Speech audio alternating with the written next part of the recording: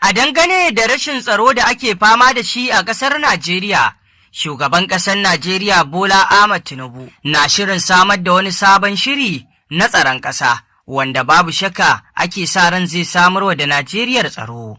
Shin menene sabon shirin da shugaban ƙasar yake so ya yi? Shin sabon shirin nasa zai yi tasiri wajen samar da tsaro a ƙasar ta Najeriya? Masu saurare ku biyo mu domin jin wannan rahoto da muke tafa da shi kan wannan sabon shiri na tsari na tsaro da shugaban ƙasar Najeriya a yanzu ke shirin tabbatar da shi.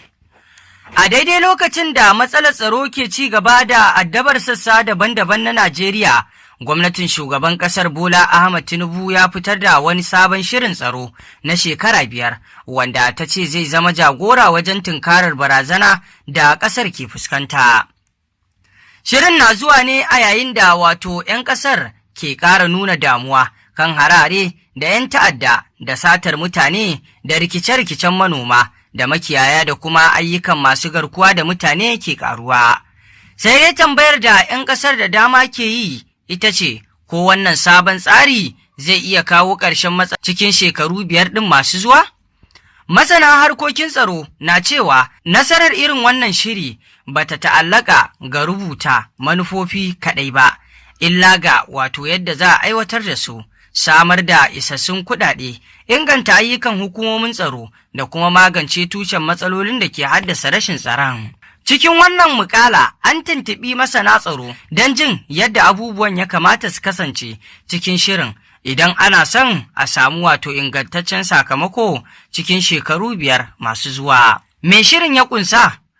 Cikin wata sanarwa da gwamnatin Najeriya ta fitar kan sabon tsarin, ta ce shirin da aka kiyasta aiwatar da shi cikin shekaru 5 zai mayar da hankali kan gano manyan barazanar tsaro da Najeriya ke fuskanta da kuma tantance waɗanda suka fi buƙatar matakan gaggawa da kuma tsara hanyoyin magance su cikin tsari mai ɗorewa.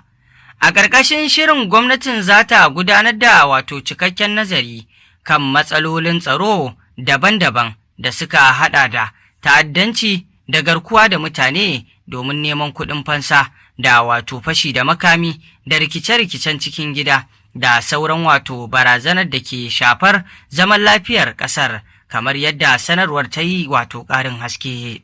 Haka kuma shirin zai fayyace irin sojoji da jami'an tsaro da kayan aiki da fasahohi da bayanan leƙen asiri da ake buƙata domin tunkarar barazanar tsaro a sassa daban-daban na ƙasar.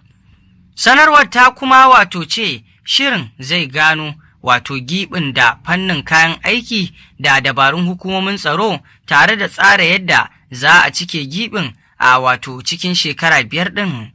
Wani muhimmin ɓangare na shirin shine ƙarfafa haɗin gwiwa tsakanin sojoji da 'yan sanda da hukumomin leƙen asiri da sauran hukumomin tsaro domin su yi aiki tare bisa manufa guda, maimakon yadda ake zargin suna gudanar da ayyuka daban-daban a wasu lokuta. Haka kuma shirin zai zama jagora wajen tsara kasafin kuɗin tsaro da sayan kayan aiki na shekaru masu zuwa domin tabbatar da cewa ana karkatar da kuɗaɗen zuwa wurare da aka fi bukata. Gwamnatin na fatan cewa wannan tsari zai taimaka wajen inganta yaƙi da rashin tsaro da kuma samar da ingantaccen tsarin samar da zaman lafiya. Su wane ne jagororin shirin? Fadar shugaban ƙasa ta ce wasu fitattun masu ruwa da tsaki kan harkar tsaro na ƙasar ne za su tafiyar da shirin ƙarƙashin jagorancin mai taimakawa shugaban ƙasar na musamman kan harkokin tsaron Major Janar Adeyinka A. Famadewa mai ritaya.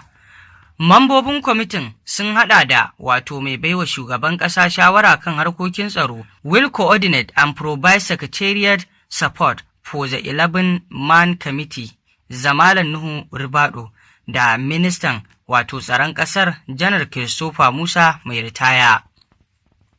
Sauran mambobin sun haɗa da ƙaramin ministan tsaro Bello Muhammad Matawalle, babban hafsan tsaro na ƙasar Janar Olufemi Oluyede, babban hafsan sojin ƙasa na Najeriya Lieutenant Janar Waidu Shaibu, babban hafsan sojin saman ƙasar Air Marshal Sunday Kelvin Aneke, babban hafsan sojin ruwan ƙasar Vice Admiral Idi Abbas, daraktan tsaro na farin kaya wato Tosin Ajayi, daraktan hukumar leƙen asiri Ambassador Muhammad.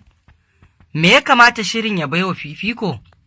Dr. Kabiru Adamu, shugaban kamfanin Beacon Security mai nazarin tsaro a yankin Sahel, ya ce akwai abubuwa da ya kamata shirin ya baiwa fifiko domin samun nasara.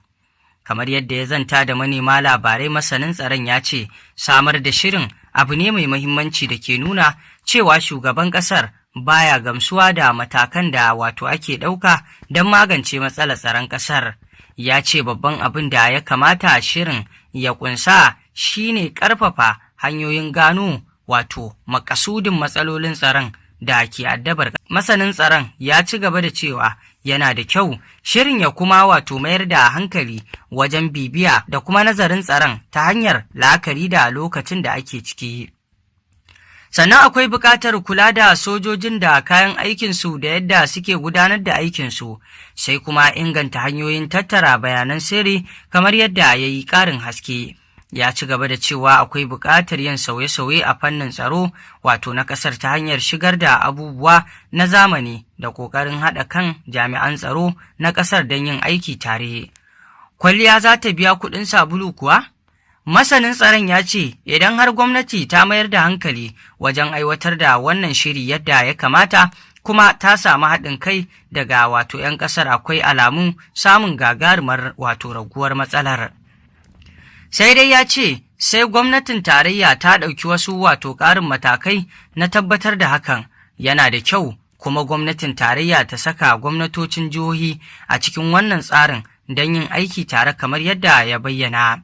Masanin tsaron ya yi kira ga gwamnatin ta haɗa hannu da wato duk masu ruwa da tsaki, kama daga wato shugabannin al'umma da jagororin addinai da masu bincike da wato 'yan jarida domin samun nasarar abin.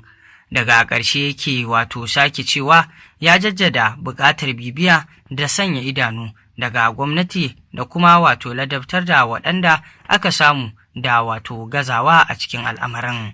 Wannan idan aka yi, ya ce hakan zai kawo babban sauyi kuma za a matsalar tsaro dai a Najeriya abu ne da har yanzu al'ummar Najeriya ke ganin cewa shine babban abin da ya kamata dama gwamnatin Najeriya ta sa shi a gaba domin tabbatarwa idan tsaro da kwanciyar hankali ya samu a Najeriya, musamman ma arewaci, to fa tabbas duk wasu al'amura za su biyo daga baya ne.